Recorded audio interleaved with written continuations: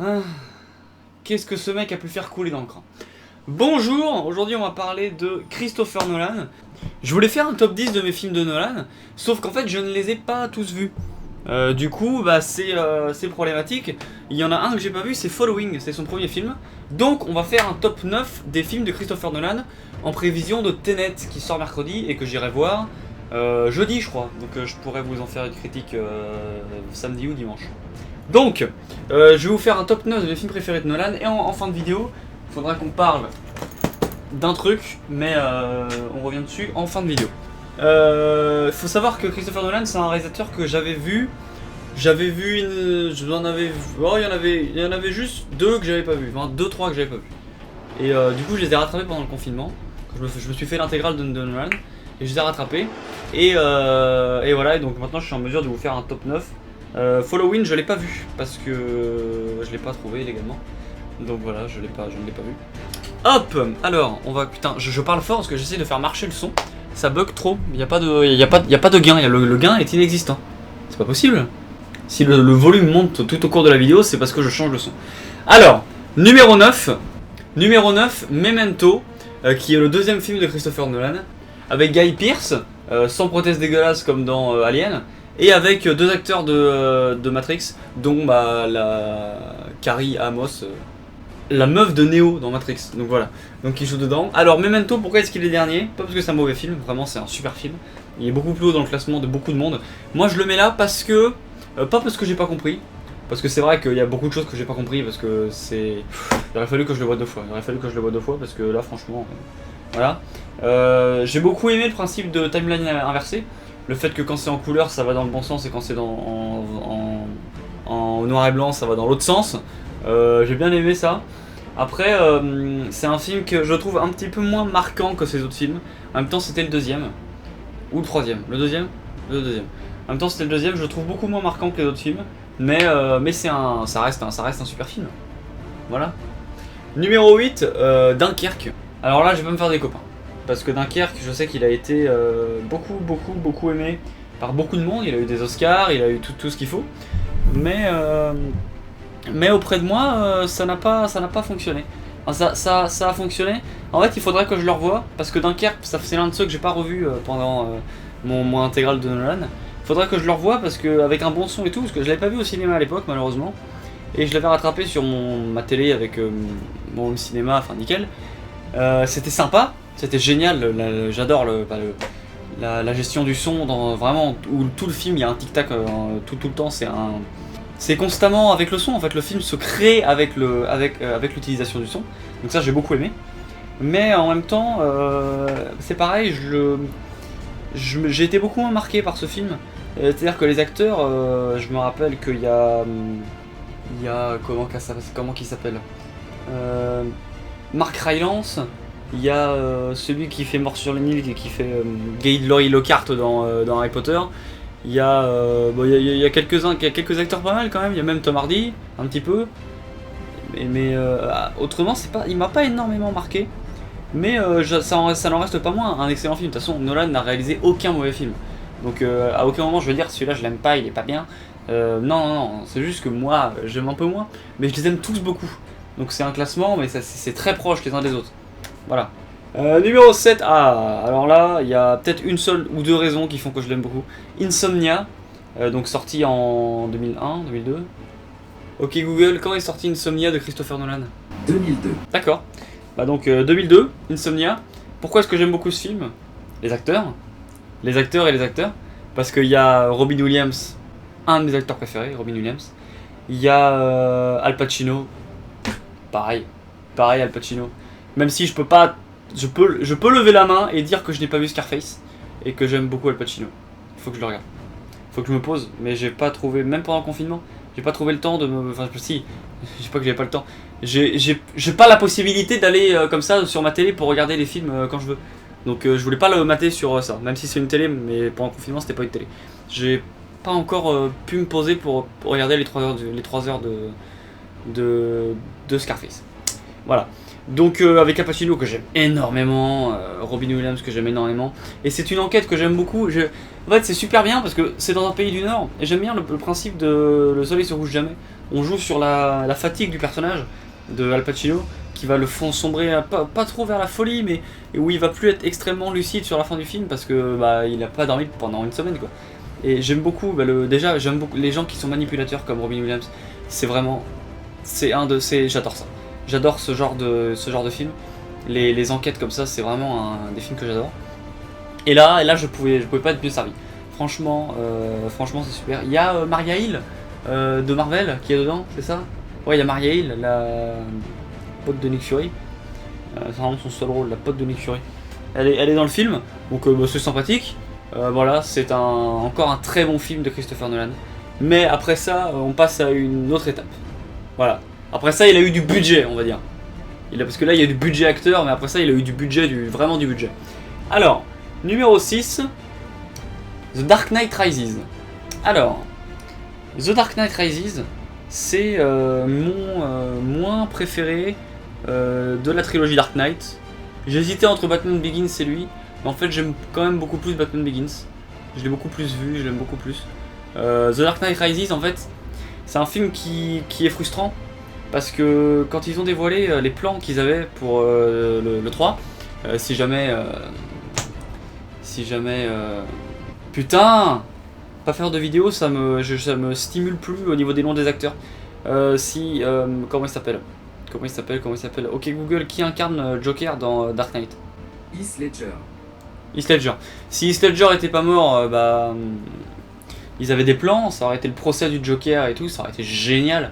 Et bon, malheureusement, ouais. Heath Ledger est mort, donc ils ont dû faire autrement avec Bane, Tom Hardy, qui est un super méchant.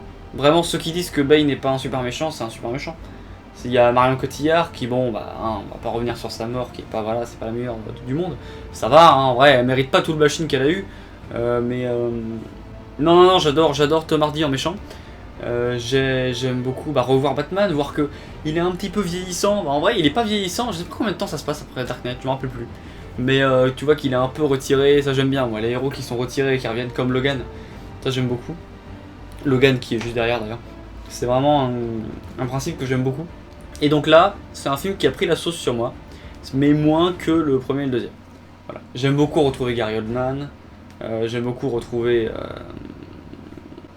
Christian Bale, Anna Tawai qui est génial, Joseph Gordon-Levitt, c'est Joseph Gordon-Levitt, il est fabuleux. D'ailleurs, faut que je vois Project Power, là, le film Netflix, apparemment c'est pas bien, faut que je le vois quand même. Donc, suivant, numéro 5, du coup, celui que j'ai hésité avec celui-là, Batman Begins, qui est le premier des Batman, que j'ai vu étant petit, et que j'ai vu d'ailleurs qui était sorti en 2006, 2006, merde. Que j'ai vu étant petit, Begins, et qui m'avait fait peur avec l'épouvantail. J'avais été traumatisé par ce film quand j'étais petit. Et voilà. Mais non, Batman Begins, c'est génial. Moi j'étais très fan de Batman avant le film parce que j'avais vu les Batman de Burton avant. Je suis désolé, je préfère toujours Batman Returns. Le défi de Burton plutôt que toute la trilogie Dark Knight. Je suis désolé, mais j'aime beaucoup trop. Et de savoir que Keaton est de retour dans Flash, le film qui sort dans 2 ans. D'ailleurs, même Ben Affleck est de retour. Ça me rend ouf parce que Keaton, c'est vraiment un de mes chouchous en acteur. Donc, le Batman Begins qui est une super introduction. Batman Begins. Bah, bien sûr. Voilà. En plus, ce que j'aime bien entre les Batman, c'est qu'entre les Batman, il a dû faire pour financer ou pour faire un truc plus intimiste. Il a fait des trucs plus intimistes. Ouais, ça reste quand même des films de gros budget. Mais il a fait un film entre Begins et Dark Knight, un film entre Dark Knight et Rises. Et les 2 films qu'il a fait entre les deux sont géniaux et ils sont bien devant. Parce que je préférais toujours les autres films de Nolan plutôt que les Batman. Même si j'adore les Batman de Nolan, c'est vraiment des super films. Vraiment, Begins, c'est un super film.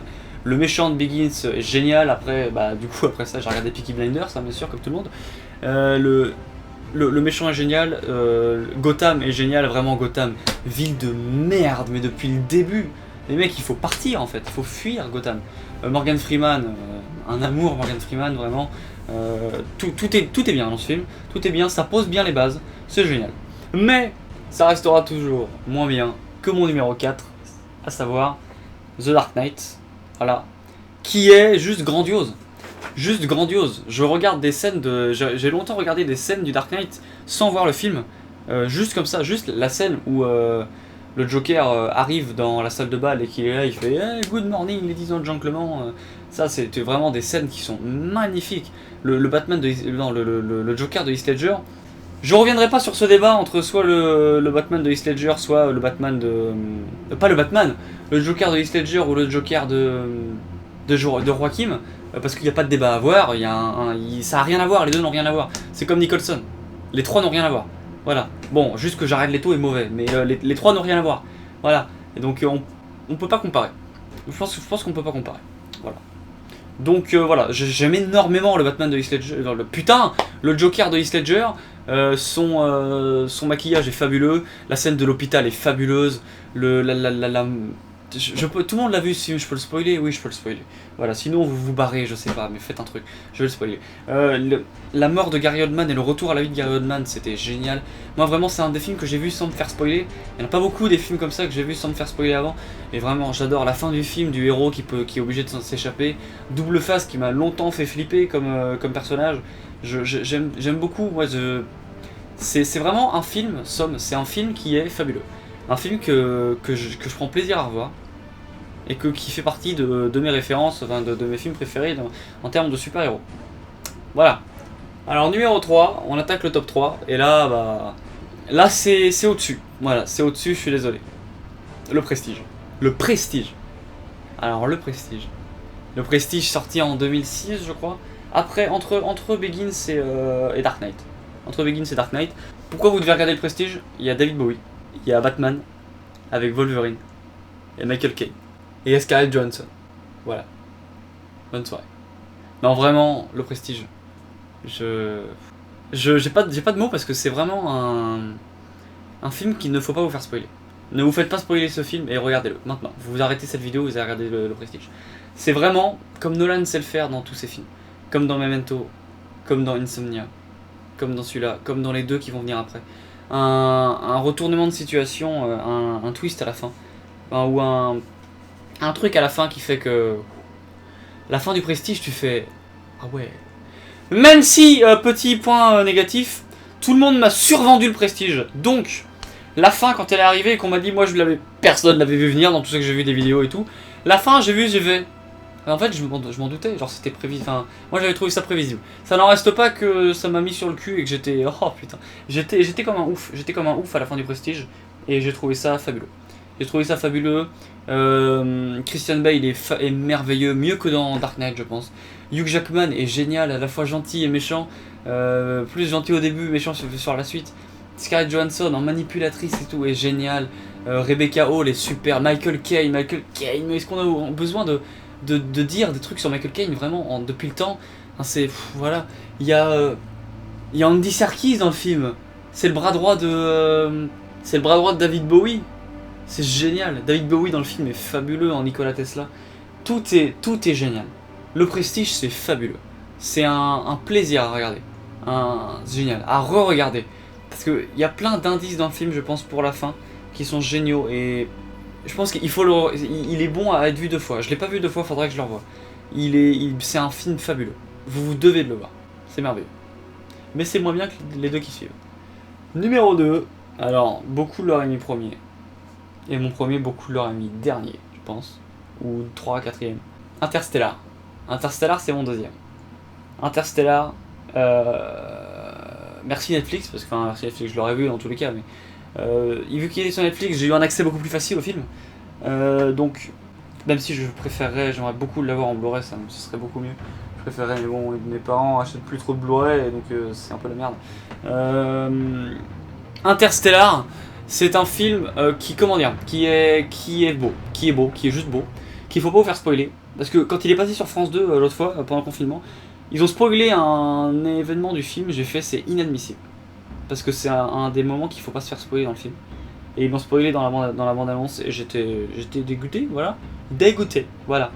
Il y a un truc dans le film, il faut pas se faire spoiler. Voilà. C'est un film il faut que je le revoie parce que j'ai pas compris. Vraiment, voilà. Ça va vous retourner le cerveau. l'histoire des livres qui s'avancent, tout que 10 minutes, 1 heure, c'est 7 ans, ça va vous retourner le cerveau Interstellar. Et vraiment, en bien en fait. Parce qu'il y a Anne Hathaway, il y a Michael Caine. Il y a Matthew McConaughey qui va devenir l'un de mes acteurs fétiches. Parce que en vrai, dernièrement je l'ai vu dans The Gentleman et c'était mon personnage préféré de The Gentleman. J'adore Matthew McConaughey. Je le trouve merveilleux cet acteur. Voilà, je sais pas quoi. Il dégage une classe, je saurais pas comment dire. Je trouve cet acteur fabuleux. Voilà, je trouve cet acteur je le trouve merveilleux. Je n'ai pas d'autres trucs à dire sur ce film. À part que c'est merveilleux, que ça vaut les 2h40, ça va vous retourner la tête, que vous allez pleurer, vous allez rire, vous allez pleurer, surtout moi j'ai pleuré. Enfin, Interstellar c'est badant, hein, c'est badant Interstellar quand même. Ouais, c'est badant. Et numéro 1, mon numéro 1 c'est l'un des films préférés de mon père. Et c'est devenu mon film préféré de Nolan, parce que je l'ai vu beaucoup de fois. C'est Inception. Alors Inception, putain. Inception, j'ai vu Doctor Strange, j'ai rien à voir, mais j'ai vu Doctor Strange avant de voir Inception. Du coup, Doctor Strange, les trucs qui se retournent, parce que j'ai vu Inception, j'ai fait mais... Strange, je l'aurais pas volé à un film ce truc là? Si, beaucoup? Bah beaucoup, ouais. Et donc voilà, Inception. Alors, DiCaprio, Tom Hardy, Michael Caine, Joseph Gordon-Levitt, Peaky Blinders, Cillian Murphy, et d'autres mecs, je sais plus qui. C'est merveilleux, un rêve dans un rêve, cette toupie à la fin, cette théorie sur le fait qu'en fait son totem c'est pas la toupie, c'est sa bague, c'est cette fin qui ne sera jamais révélée. Moi tout le monde s'est fait sa petite idée, en 10 ans tout le monde s'est fait sa petite idée, et franchement j'adore ça, j'adore le fait que tout le monde se soit fait sa petite idée, que personne ne soit sûr à 100%, c'est vraiment génial, c'est vraiment un film qui est génial, qu'il faut voir plein de fois, le twist à la fin est fabuleux, enfin le twist, juste la frustration de la dernière scène du film. Marion Cotillard est bien mieux que dans Batman. Bien mieux que dans Batman. Franchement, ce film est génial. Ce film il est génial et c'est mon préféré de Christopher Nolan. À moins que le film qui sort mercredi soit mon préféré. D'ailleurs, est-ce que Tenet va relancer les salles? Plus ça va, moins j'y crois, parce que j'ai l'impression que les gens ont vraiment pas envie d'y retourner. Ça me désole, hein. Vraiment, il y a beaucoup trop de films bien en salle en ce moment. Mais je sens que les gens ont pas envie d'y aller. C'est horrible. Parce que moi, vous savez, je suis mineur. C'est pas moi qui décide d'aller au cinéma. Si j'avais une carte illimitée, je demande tout le temps d'avoir une carte illimitée. Si j'avais une carte illimitée, ce serait beaucoup plus facile. Mais déjà, le plus grand cinéma de ma ville a fermé. Ça change rien, mais voilà, c'est déjà un truc qui fait que pour ceux qui vont au cinéma avec moi, c'est chiant. Et quand les cinémas ont rouvert, ils ont passé tous les films de Nolan, ils ont passé beaucoup trop de films, des Star Wars, des Retours à le futur. J'aurais bien aimé aller les voir, bon j'ai pas pu, tant pis, je vais le regretter. Mais c'est pas grave. Donc bon, je vais aller voir Tenet jeudi je pense, ou mercredi, je sais pas. Et je vous en ferai une critique, si je trouve les mots. Voilà, apparemment, d'après les premiers retours, ce serait bof. Ce serait plus un James Bond qu'un Inception bis. Voilà. Donc, petit bonus de la vidéo, voilà, c'est terminé. Il fallait que je vous parle d'un truc. On m'a donné à tester pour une semaine, je pense, un appareil photo, parce que je suis en pleine recherche d'un appareil photo. C'est pas un appareil que j'aimerais acheter. J'ai juste envie de tester les nouvelles technologies qu'il y a maintenant sur les appareils. Parce que moi, je suis resté sur un EOS 400D qui date de 2007, où il n'y a aucune technologie dessus. Et donc voilà, j'ai eu à tester pendant une semaine un Canon 1300D. Voilà, donc je vais vous le montrer. Voilà, un EOS 1300D qui a l'air d'être un très bon appareil. Mais je sais pas, vous savez pourquoi? Parce qu'on me l'a donné sans chargeur pour la batterie. Il n'y avait plus de batterie. Du coup, quand je l'allume, ça fait ça quoi.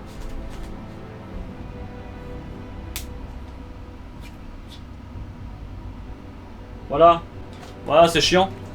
C'est un peu chiant. Donc il n'y a pas de batterie. Mais on va me ramener le chargeur lundi. Et je verrai bien. J'ai envie de tester la vidéo avec un appareil photo parce que moi il filme pas. Donc j'ai envie de tester, voir comment ça marche, les applications EOS Utility, tout ça. Et je vous en ferai peut-être un petit test. Un petit truc. J'essaierai de vous faire un truc. On va se faire ça courant de semaine prochaine. Puis après c'est la rentrée hein. Après on va mourir en première. Allez. Mourir en première. C'est une bonne fin de vidéo ça. Ah putain. Allez allons mourir en première, reconfiné en plus. Ah ça va être beau ça. Allez salut.